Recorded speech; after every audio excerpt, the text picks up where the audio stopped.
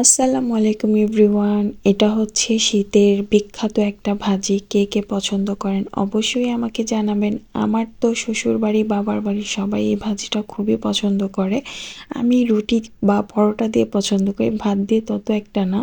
তো ফার্স্টে আমি সাদা তেল দিয়ে দিলাম, তারপরে দিয়ে দিলাম পরিমাণ মতো পেঁয়াজ কুচি দিয়ে খুব ভালো করে নেড়ে চেড়ে একটু লাল করে নিলাম। তারপরে দিয়ে দিলাম বিখ্যাত ফুলকপি, সিম, আলু। তারপরে দিয়ে দিলাম উপরে অনেকগুলো কাঁচামরিচ কাটা মাঝখান দিয়ে। তারপর দিয়ে দিলাম মশলার মধ্যে হলুদ আর হচ্ছে একটু লবণ। এর থেকে বেশি কিছুই দেব না। তারপর খুব ভালো করে নেড়ে চেড়ে এটাকে মিশিয়ে নিব। আর ফুলকপি কে কে খেতে পছন্দ করেন আমাকে জানাবেন। আমার কাছে ফুলকপি তত একটা ভাল লাগে না, কিন্তু শিম আমার কাছে খুব ভালো লাগে। আর সাথে আলু থাকলে তো কোনো কথাই নেই।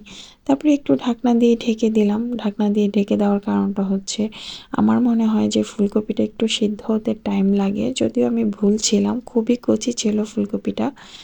খুব সুন্দরভাবে সিদ্ধ হয়ে গেছে। তারপর আমি আবারও নেড়ে চেড়ে সুন্দর করে মিক্সড করে দিচ্ছি। মিক্সড করে আমি আবারও ঢাকনা দিয়ে ঢেকে দিলাম। তারপর আমি আবারও নেড়ে চেড়ে দিব।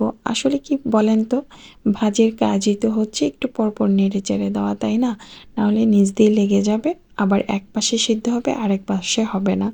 তাই আর কি বারবার নেড়ে দিচ্ছি। তো এই যে আমার ভাজিটা অলমোস্ট কমপ্লিট বলতে হচ্ছে আমি 80% সিদ্ধর পরে দিয়ে দেব টমেটো। এটাও দেশি টমেটো। তারপরে টমেটো আন্দাজে একটু লবণ দিয়ে দিলাম, কারণ আমার কাছে মনে হচ্ছিল লবণটা একটু কম। তারপর আমি আবারও মনে করেন যে টমেটো দিয়ে ঢাকনা দিয়ে ঢেকে দেব। টমেটোটা একদম গলিয়ে ফেলবো, মানে আস্তে আস্তে রাখবো না। এই যে গলে যাওয়ার পর আমি আবারও নেড়ে চেড়ে এটাকে মিক্সড করে নিলাম।